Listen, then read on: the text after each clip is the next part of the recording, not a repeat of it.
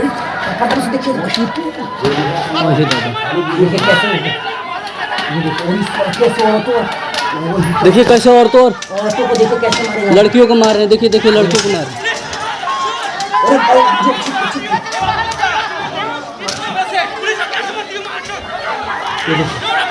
ये देखो कैसे मारे ना ना एक छोटे चुप यार, हम बनाओ तो चुपचाप। बहुत एक खड़ा भी बनाओ।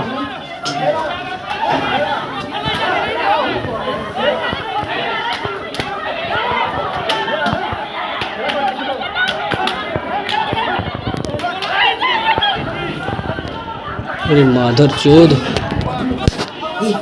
नमस्कार दोस्तों, एक बार फिर से आपका स्वागत है हमारे Hindi news channel news 555 days में। दोस्तों, आज एक बहुत ही शर्मनाक करने वाली तस्वीर आई है बिहार के बक्सर से।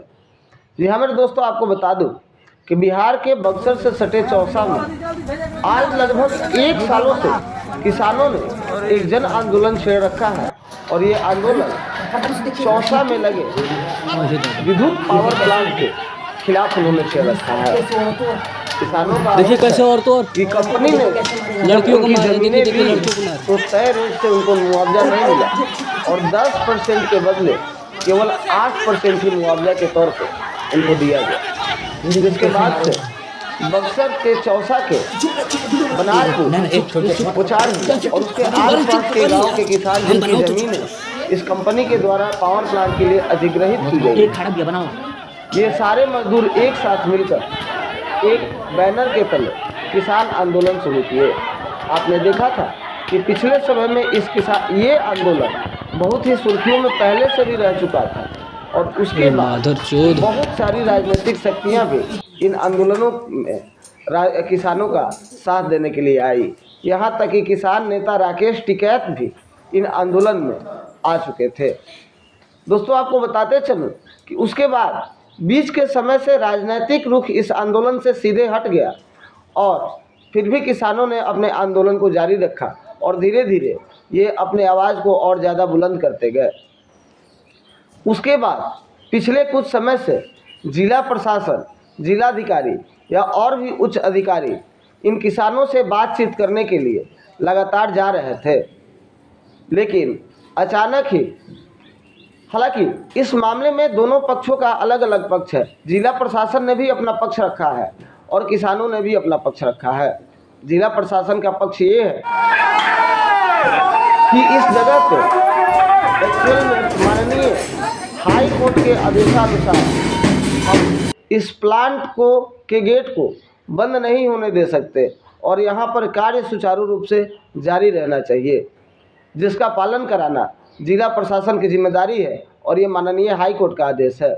जिला प्रशासन का कहना है कि सूचना मिली कि प्लांट के गेट पर बहुत सारे मजदूर प्लांट के गेट को बंद करने का प्रयास कर रहे हैं और कामकाज को प्रभावित कर रहे हैं।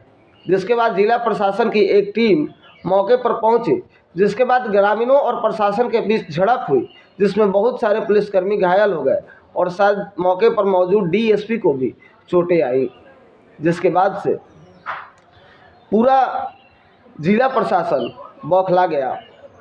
उसके बाद की वाकया ये है, किसानों के अनुसार 4:30 बजे से लेकर पुलिस आती है और उसके बाद गांव में हेलकर घर घर से निकालकर महिलाएं, बूढ़ों और बच्चों को पीटने लगती है।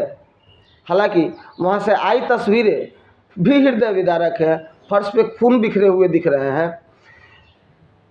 दोस्तों, इसमें सबसे बड़ी भागीदारी सरकार के उन नुमाइंदों की बनती है जिनके अंतर्गत ये क्षेत्र आते हैं। अब ये बहुत ज़रूरी हो गया है कि बिहार सरकार का कोई मंत्री या नेता इन किसानों और प्रशासन के बीच में मध्यस्थता करे और साथ में किसानों से बात करके इस मुद्दे को जितना जल्द हो सुलझा ले, क्योंकि प्रशासन के साथ और गांव वालों के बीच इस झड़प में कहीं ना कहीं गांव वालों और प्रशासन के बीच ठनते हुए दिख रही है। और जिसका देन है कि एक बार मारपीट होने के बाद प्रशासन ने भी ठीक उसी तरह का रवैया अपनाया जिस तरह गांव वालों ने उनके साथ अपनाया था।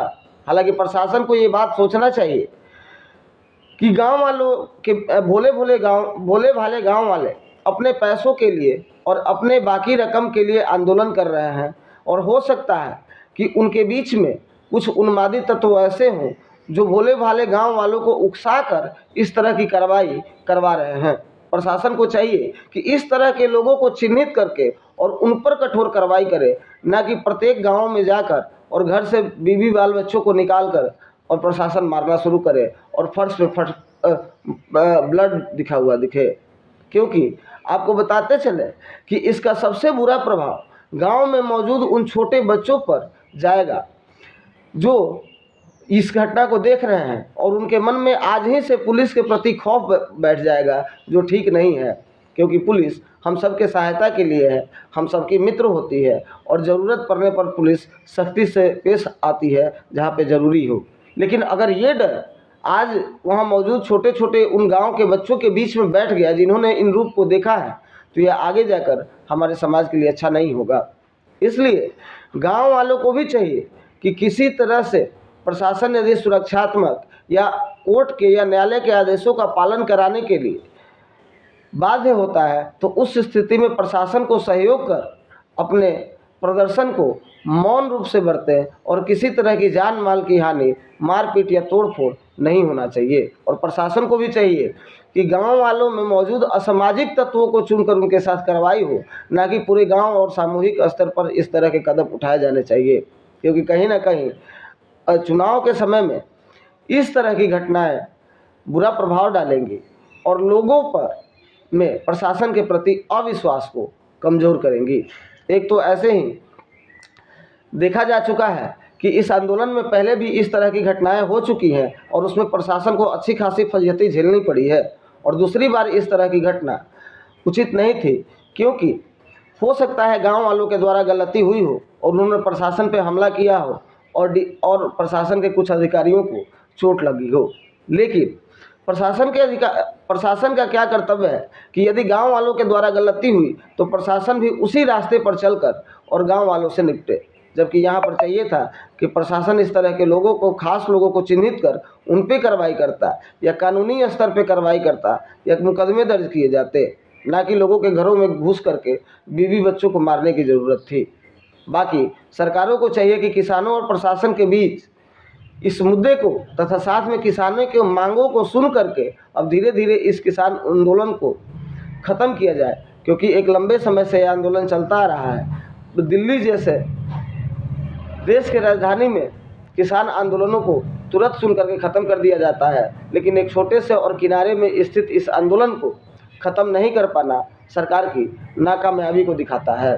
क्योंकि सरकार की जिम्मेवारी है कि उनके राज्य और क्षेत्र में रहने वाले प्रत्येक व्यक्ति की सुरक्षा और न्याय को सुनिश्चित करना होता है। राकेश कुमार पांडे की report, news 555 days, Buxar, Patna, Bihar. Rakesh Kumar Pandey की रिपोर्ट, न्यूज़ 555 डेज, अयोध्या।